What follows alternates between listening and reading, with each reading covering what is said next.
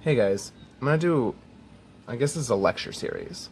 I think they're each gonna try and be around 10 to 15 minutes long, and I'm gonna try and do a little bit of playing inside of them. The lectures are gonna surround tools that I use in my own practice and that have changed the way that I think and the way that I work. In more conventional talk, this is lectures about workflow. And I'm interested in the way that we respond to our environments, especially when our environments are self-shaped. I mean, I bought this stuff, and this stuff changed me, right?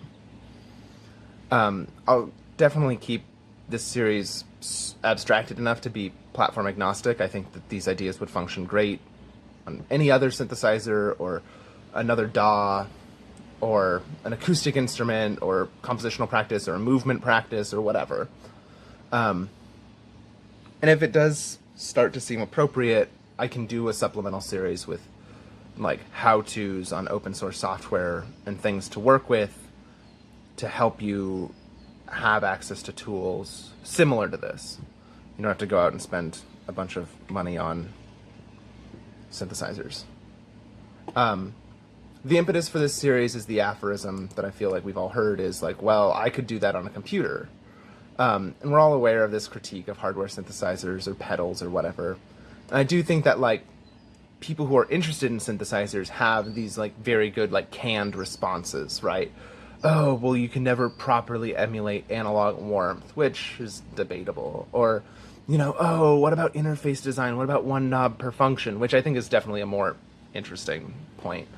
But I'm not going to maybe touch too much on those right now because I feel like they're covered elsewhere, at least in the worlds that I'm around. But if these ideas are like really foreign, and you're not interested in putting in the labor to engage with the communities where that discourse is common, I could super easily distill and then present them here. Today, I'm going to be talking about convolution. And not like a technical talk about convolution reverb, which might be familiar to some of you guys, but maybe I'll call it like conceptual convolution, which is a little ostentatious and a little bit of bullshit, but I don't know, it's fine. So I think a lot in systems, right? Like, and I think that when I'm making work, I think in systems, and I think a lot of systems tend to be like a single dimension, right? You have pitch. Pitch starts low and goes high, right? You have timbre, goes dark to bright, whatever, like things like this. And of course we can stack a dimension and a dimension on top of each other and you get this neat like amalgamation of linearities. This instrument and other instruments like it lets you, or it's very easy to think in this other way, in this convoluted way. And once you start seeing it, it's easy to apply it elsewhere. I do also think sometimes that linear thought processes can tend towards being reductive. And I'm not just talking about like running guitar pedals only ever in series and never working with like parallel effect processing. I'm thinking like conceptual linearity. There's like this idea of like the direct progression of history. And if you view history as having this linear state, you run this massive risk of saying that everything that's happening now is better than everything that has happened. And in my experience, history does kind of get taught this way a little bit. Like it creeps in there. Think about like freshman level music appreciation courses. Like Schoenberg broke away from tonality in order to advance the Germanic tonal tradition. Like, and in some way that's like a really dangerous assertion to make. To like, and it's like kind of goes unquestioned in some ways. And I do think the linearity of time is really interestingly deconstructed in an article in this, actually probably many, many articles in this. This is the Time Whitechapel, so it's a bunch of writings on time by different artists. In this article by Georges Didi Huberman, Before the Image, Before Time, The Sovereignty of Anachronism. I'm sure it's online somewhere. He talks about going to view this fresco that has faded, and it's from the 1400s, and there's this reconstruction event going on. And he goes to view it, and he has this strange experience of viewing it and reading it very much like an expressionist work. So there's this, I always think like anachronism and deconstructions of time are interesting because time it's like the linearity, right? It's the thing that only can move one direction. And we have narrative to help it move backwards. And I think that that's one way of deconstructing a linear fashion. But I think that this is just like an alternate way that maybe isn't explored as often or as much outside of electronic music making.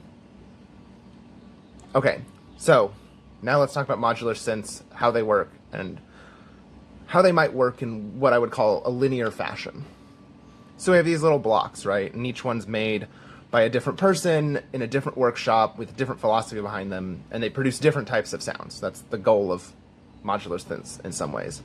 So we have this oscillator, and it's quite digital sounding.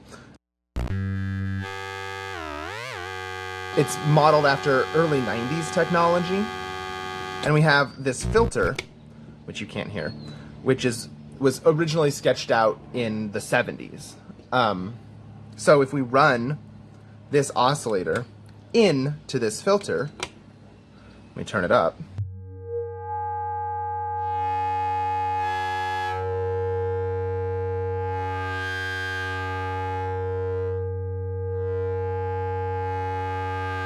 You get the character of the filter applied to the oscillator's tone. But in some way, I feel like it's really unidirectional. These sounds are really great, and I think they're they're obviously very usable aesthetically, right? And I think that this is a reason that people do get into this sort of thing, right? You can mix and match and build your own perfect, strange, anachronistic synthesizer.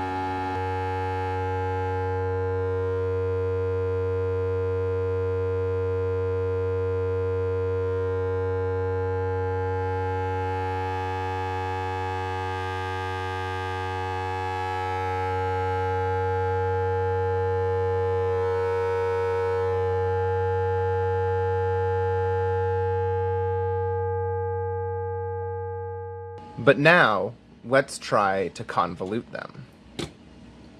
So this is a filter, just like any other filter you've ever seen. It attenuates frequencies above or below a cutoff point set by this knob. Filters don't really do anything on their own. They usually need something to filter. But if you feed it back into itself, you can overdrive the resonance and produce a tone at whatever point the frequency knob's pointed to. And we can grab an LFO from over here. You can see this light lighting up and down. And I can plug it in to control this knob, so instead of me controlling it,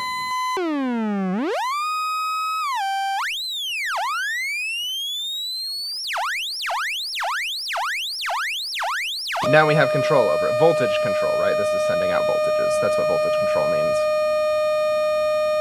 But we also have these two other outputs. We have its different topologies, the high pass and the low pass, so let's control it with itself.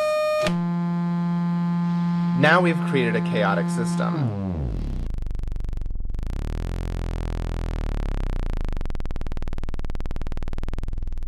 And where we point the knobs, we kind of don't know what's going to happen.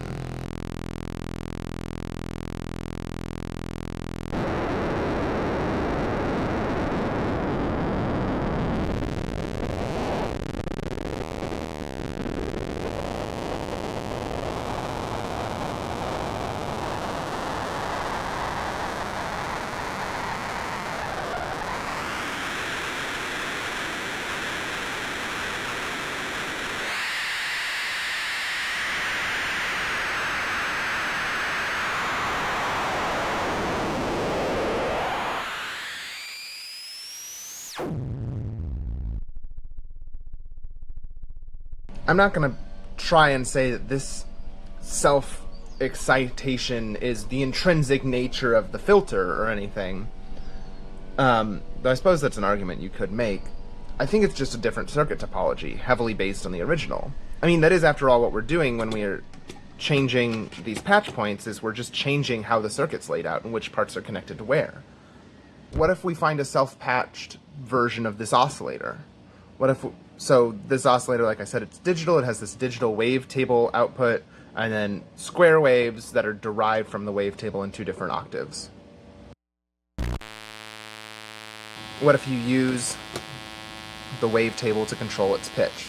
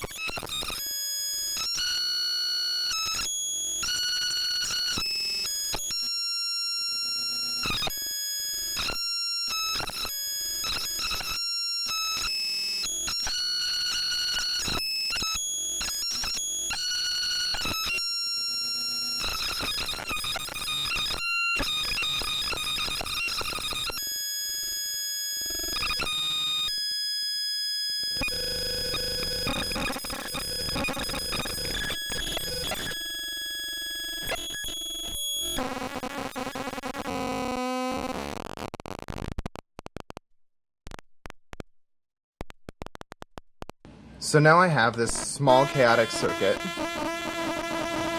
I have a circuit with a range of sound and gestures, which are fairly interesting. I mean, I hope you can hear that this one has a very different sound world than the previous one. I mean, I did plant the word digital and I did plant the eras, but I do think that this one fails in an interestingly digital way.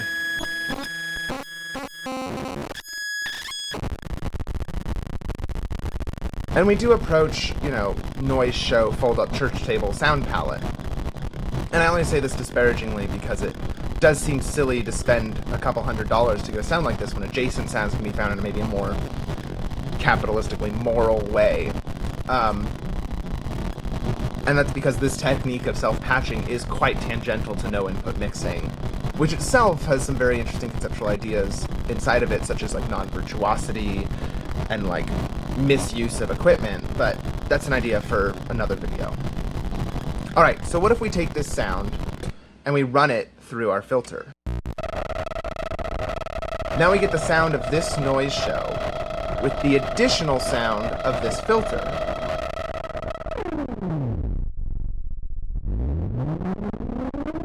I think that this is an additive process. We're adding the character here, or the idea here, to the idea of this circuit.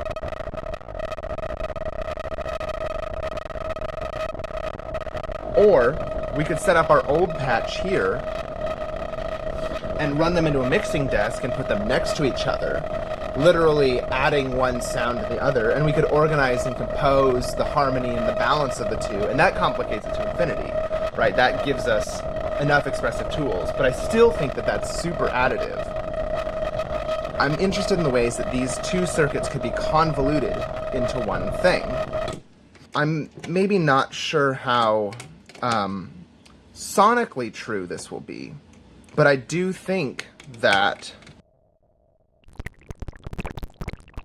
somehow you start to hear the qualities of both.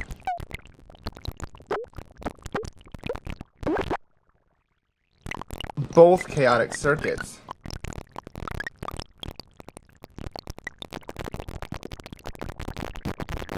In this new version. And I mean, now we have a circuit with 7 knobs to control. And it's a circuit that's both digital and analog. And that it's trying to filter and oscillate simultaneously. And I think there's new spaces here that didn't exist in either individual circuit. And perhaps this is a convolution of two separate ideals trying to inhabit the same body.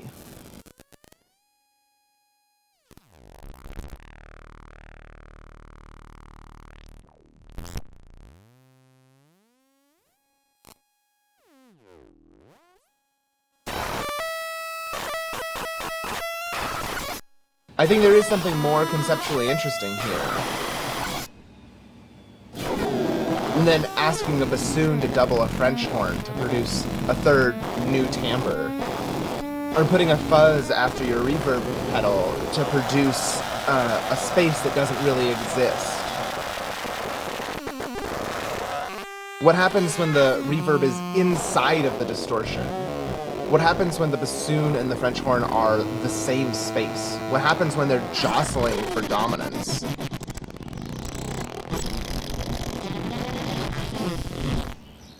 So I suppose like my proposal would be, in whatever medium you have an interest in, could you find the intentionality behind an idea?